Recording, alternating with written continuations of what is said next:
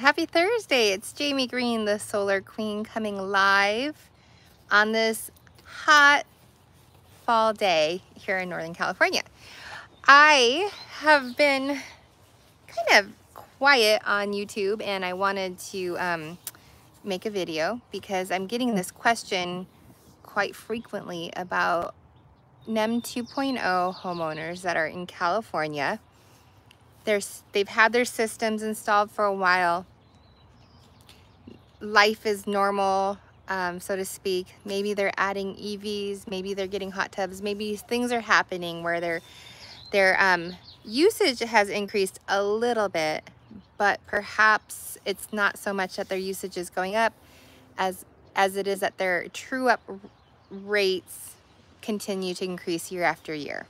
So if this sounds like you, and I wanna, this is kind of in response to some messages that I've been getting and comments and questions I've been getting on some of my YouTube videos about true-ups and why they are occurring. And even today I got a Facebook message from a homeowner I helped 5 years ago get solar, and her true-up is getting more and more expensive, even though nothing really has changed. So I want to talk about two things real quickly here on YouTube.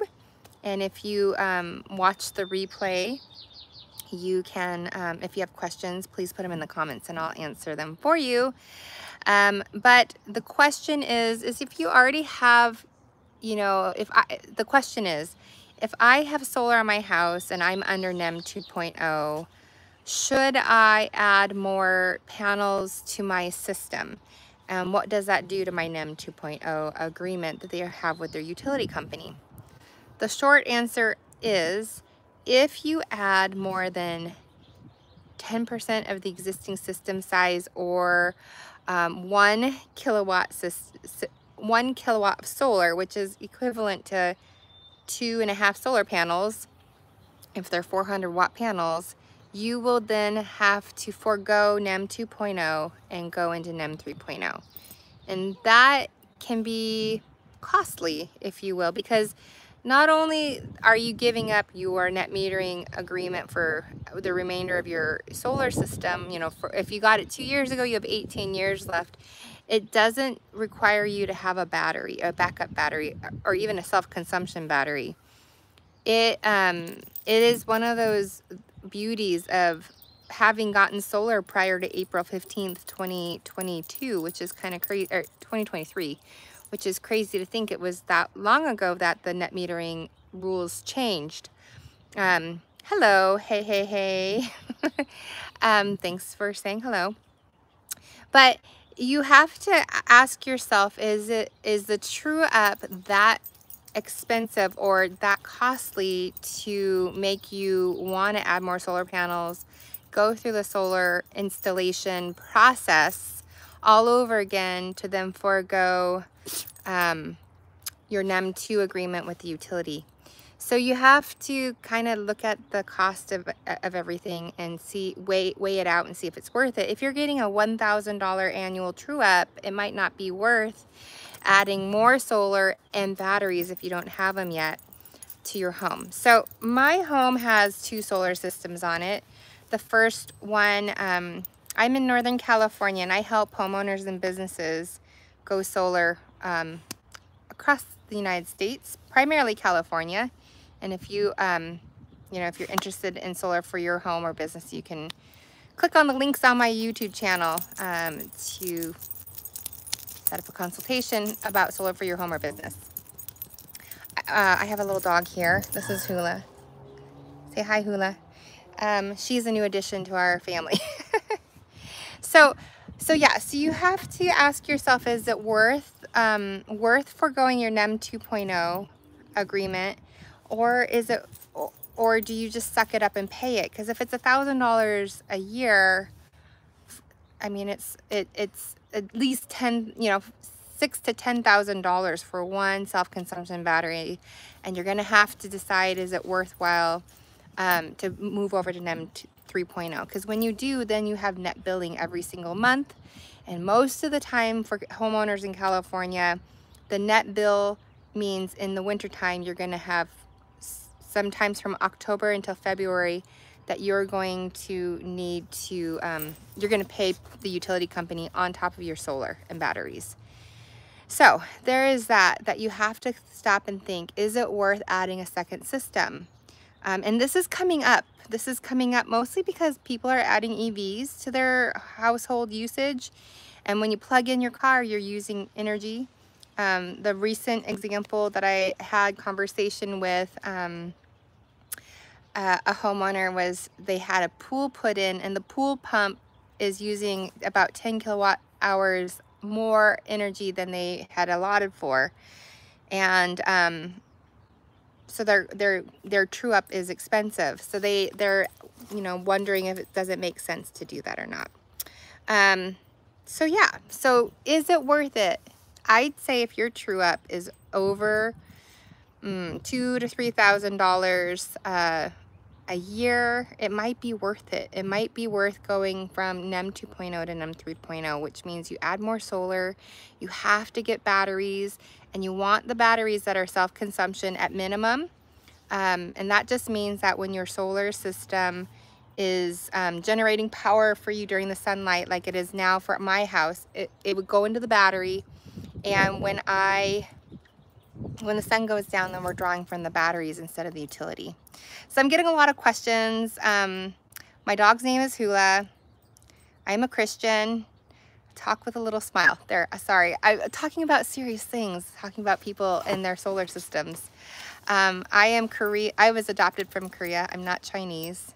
And I was raised in America. So that's probably why my English is proper. These are very interesting questions or comments. Do you guys have any questions or comments about solar? Do you have solar where you're at? Are you thinking about solar? Solar is a money saver. I've been doing a lot of proposals for people, and the solar is coming out ahead of the utility company, and it will always, I don't speak with a Korean accent. I don't speak Korean. I am from Korea though. I was born in Korea and grew up in America, adopted from Korea. So anyhow, I just, when you have solar on your rooftop, you are generating power on your rooftop, and it's replacing the utility company's generation, transmission, and distribution charges that you pay the utility company. So you're doing a swap out of your energy. Yes, solar is boss, and reusing the energy from the sun. There's so much energy that is coming from the sun. Here's my solar system, so you guys can see. In fact, I was teaching my kids today about arrays. So we have a solar array right there. We have 8 solar panels there and 9 solar panels that we added a couple years later, and added a battery because I knew it was our last time we were going to add solar to our rooftop. And it is about 50 cents a kilowatt hour where I live in Northern California with PG&E. It's a lot of money for energy right now. And so solar is much more financially advantageous if you can do it. If you own your house, if you have the ability, or if you own a commercial building and the rooftop and you can put solar on that, it's a smart thing to do, especially if you're a business owner.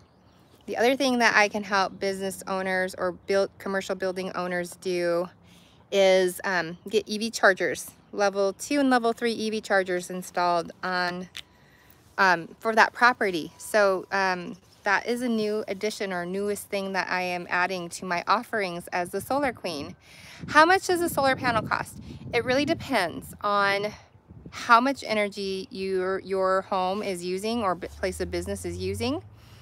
And then we have to look at position to the sun, where you're at latitude wise, and how many sun hours are available per kilowatt of solar.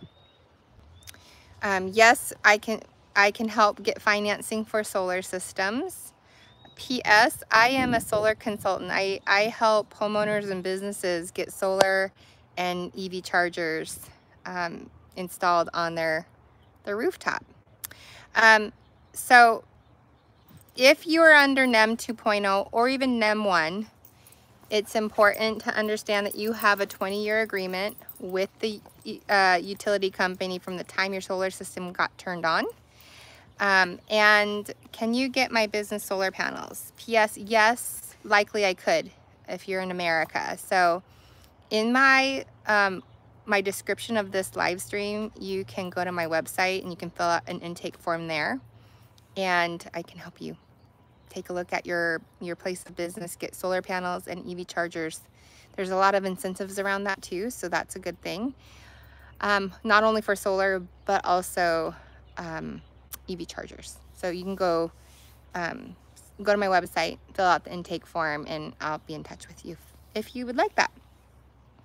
But if you are a NEM 1 or NEM 2 agreement holder with the utility company, you have to look at how long you have left and if it's worth adding more solar panels. And if you do, you're going to get bumped out of those net metering agreements, and you're going to then have to get solar plus storage and self-consumption batteries. So you can run your house and business off of storage and not buy it from the grid, or at least not buy as much from the grid under NEM 3.0. And most of it's going to be during the winter time. So November, December, January, February, and then we kind of start seeing about it leveling off or being an equal match in March timeframe. And then in the summer, it starts to overproduce. Well, MD Ariful, you live in Bangladesh. I can't help you in Bangladesh, so you're going to have to talk to somebody in Bangladesh to help you get solar. And I think you probably get a lot of sunshine there, so that would be a good thing for you. Yeah, so anyways, NEM 2.0 to NEM 3.0 is a big difference in terms of the financial aspect of it, and you're going to have to sit down and look at how much energy you're using beyond what your solar system was ever designed to generate and produce for you. And then if your rates are continuing to increase like they are here in California, you have to ask yourself, is it worthwhile making the switch to NEM 3.0? And if you want to find out, go to my website and fill out the form and upload your utility bill, as well as downloading your interval data, because that's going to really help me to see how much energy you guys use after the sun sets here in California. So that's all I wanted to talk about today. I have a family business. I have 3 factories, 75,000 square feet. Yeah, well, that is a really loaded question. So we'd have to sit down. I'd have to look at all 3 of your buildings and look at your utility bills and how much energy you're consuming, and if there's any demand charges on top of that, to be able then to see if we can fit solar panels on the rooftop and offset your energy consumption with solar and storage. So please feel free to reach out to me. Also, you can click on the my description of this video. Yes, we can do big projects. I work with commercial installers that have done small projects to very large utility scale projects. So I've got you covered there. So go to the description of this video. I'm about to hop off because I have a meeting or appointment here in a couple of minutes that I need to hop on to. But I would just want to come on into YouTube and say hi to everybody and make hopefully a useful video to you. Sometimes it's going to be worth leaving NEM 2.0 to go to NEM 3.0 if your true up is very expensive. And I'm talking, I would say over $2,500 a year. You might want to consider adding more panels and a battery, and just be okay with the fact that November to December, January, February, you're going to have a true up bill with the utility company at the going rates. So, but the break even is still 7-8 years after incentives and everything. So I have 3 factories in Arkansas and 1 in Texas. Yeah, those are fine. We can help you in those areas. I can help you in those areas with my installers that I work with on the commercial space. So I look forward to getting an email from you. Have a great day, everybody. Stay cool. And my heart goes out to the people of North Carolina, Georgia that have suffered massive loss and everything there. And I just, yeah, my heart and prayers go out to you guys if you watch from those parts of the country. So take care, and I'll see you on the next video or live stream or short or whatever that I create for you guys. Take care. Bye-bye.